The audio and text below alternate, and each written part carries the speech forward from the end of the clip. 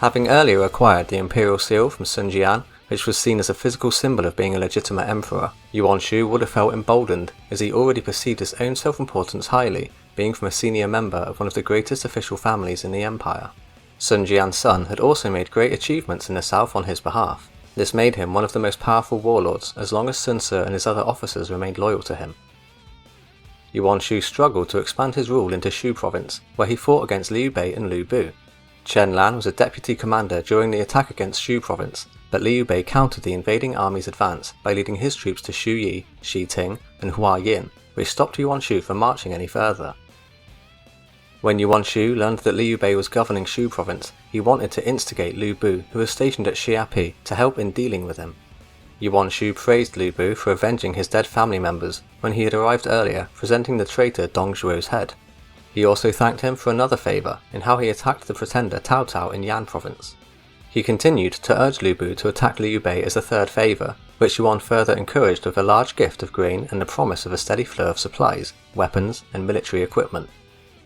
Lu Bu was delighted and agreed to the alliance, so helped Yuan Shu attack Xiapi by leading his men about 12 miles west of the city. After a month-long standoff with no engagements between Liu Bei and Yuan Shu on the front line, an intense argument broke out for unknown reasons at Xiapi, where Zhang Fei killed Cao Cao. The city was thrown into a state of chaos, but the soldiers jumped for joy when they heard of Lu Bu's arrival and then threw open the city gates for him. He sat on the viewing platform and instructed his troops to set fire to the city. Zhang Fei was defeated in battle, whereafter he fled, whilst Liu Bei's and many of his subordinates' families were captured.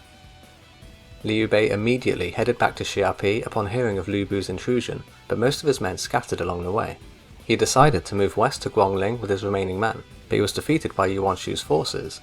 In hunger and desperation, Liu Bei sought help from Lu Bu, who gave him shelter and welcomed him warmly, then returned his family to him on the bank of the Xi River as an act of good faith. Liu was upset that Yuan Shu's supplies had still not reached him yet, so he wanted to combine their forces together to defeat Yuan, and went on to obstruct all of the coming attempts to destroy Liu Bei. In late 196, Jilin led 30,000 troops to attack Liu Bei, who requested aid from Lu Bu. The latter was urged by his subordinates to instead work with Yuan Shu and finally eliminate Liu Bei, but he refused, because Lu Bu did not want to become surrounded by the enemy. He only sent 1,000 foot soldiers and 200 riders to help, but Jilin withdrew his forces anyway and did not dare make any move when he heard of Lu Bu's approach. When he arrived, he was able to resolve the conflict between the two armies by winning a bet, where he fired an arrow to hit a spear, specifically the lower part of the curved blade. This marked the end of the first brief alliance between Yuan Shu and Lu Bu, as the latter had put a stop to Yuan's plan by rescuing Liu Bei. At Xiapi, everyone seemed happy at first, but Liu Bei soon became alarmed, so distanced himself to Xiaopei, where he quickly raised an army. Lu Bu, who was not taking any chances, preemptively attacked and defeated Liu Bei, who then fled back to Cao Cao. He was then given command of some troops under new imperial authority and sent back to the eastern front to keep an eye on Lu Bu.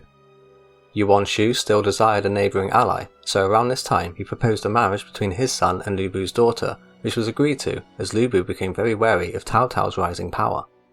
Han Xian and Yang Feng had recently attempted to stop Cao Cao from escorting the emperor, but they were defeated in battle, where they lost almost everything.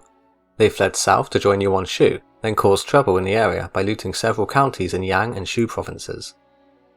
Once Yuan Shu found out that Cao Cao had secured the emperor, he hastily made his move to declare himself a son of heaven, which started the Zhong Dynasty. His extravagant lifestyle and arrogance caused many of his followers to desert him, as his action received no support. His declaration was universally seen as treason, which caused Sun Ce to break ties with him, severely diminishing the strength of his regime. Wu Jing and Sun Ben received letters from Sun Ce, then left to go join up with him, resulting in the Zhong Dynasty losing control of Guangling and the Jiangdong territories. Liu Shun also distanced himself from Yuan Shu at Lujiang, as he went on to become a warlord in his own right. Other warlords now had a strong reason to attack the weakened power of Zhong, as Yuan Shu was declared a rebel. Yuan Shu needed support, so he sent men into Xiapi in an attempt to capture Chen Gui's son, in order to force him to come join the Zhong Dynasty as its most trusted advisor. Chen Gui sternly refused, in saying he would rather die than help him.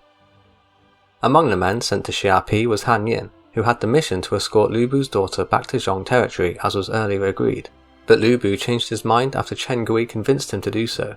Chen recalled how when Lu Bu first visited Yuan Shu with Dong Zhou's head and presented it to him, he was not even granted shelter. He even later used this as leverage to try control Lu Bu. Men were quickly sent to chase him down. They retrieved Lu Bu's daughter, captured Han Yin, and sent him as a prisoner to Shu city. Cao Cao had Han Xin executed when he arrived, then issued edicts to Sun Ce, Lu Bu, and some other warlords to eliminate the fake emperor.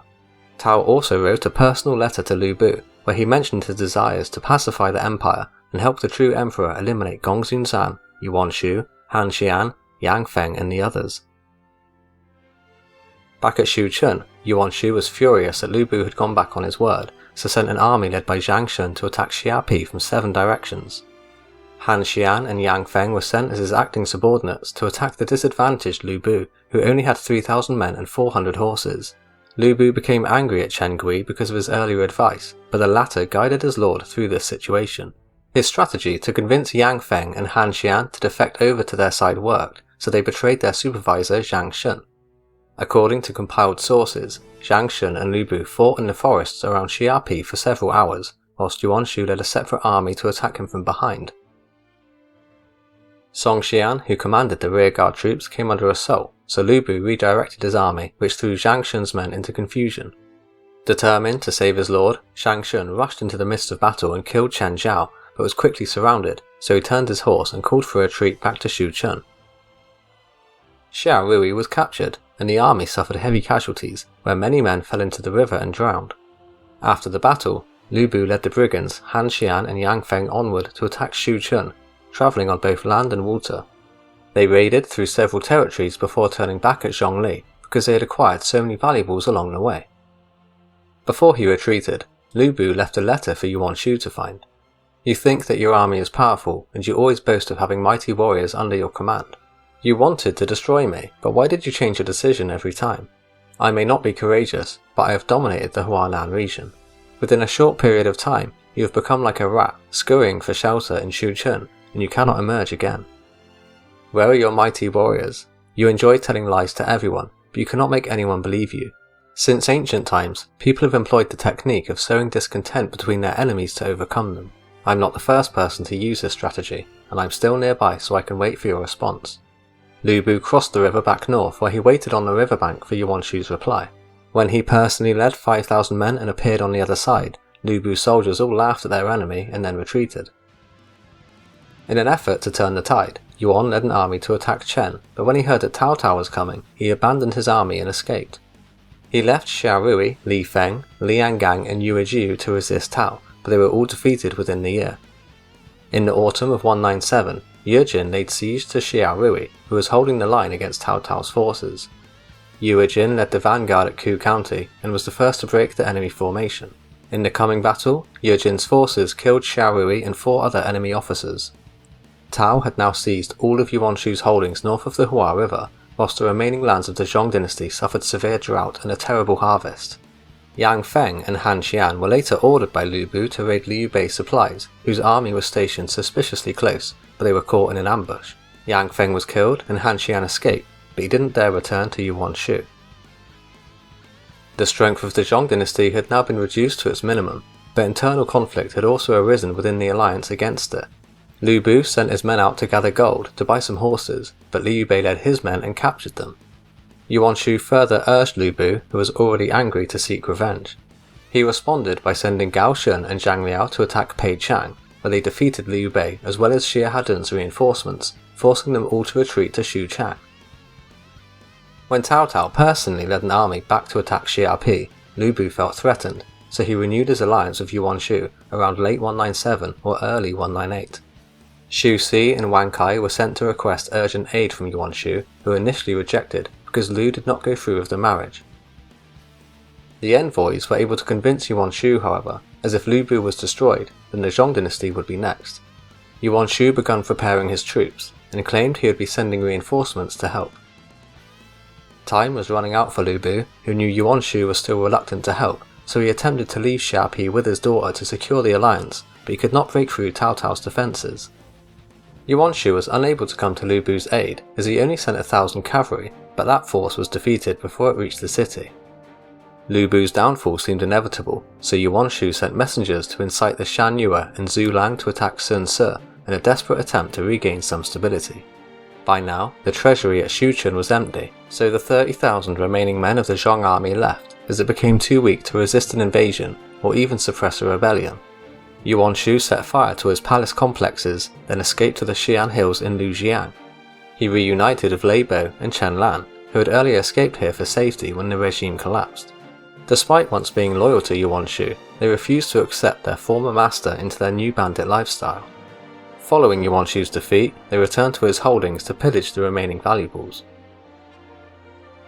Yuan Shu wrote to his older half-brother Yuan Shao, promising to give him the imperial seal in return for his help. His clansmen agreed, then sent Yuan Tan to escort him, but Liu Bei and Zhu Ling intercepted Yuan Shu's route. Yuan Tan heard of this when he was coming into Qing province, so had no choice but to turn back. Yuan Shu died from illness in 199 on the way back to Shuchen, thus bringing an end to the Zhong Dynasty. The imperial seal came into the hands of Cao Cao in the year 199, whose son Cao Pi eventually inherited it and established the Wei dynasty. It remained in Tao Emperor's hands until the Sima established the Jin dynasty, then remained in use until it was lost to history during the years 907 to 960.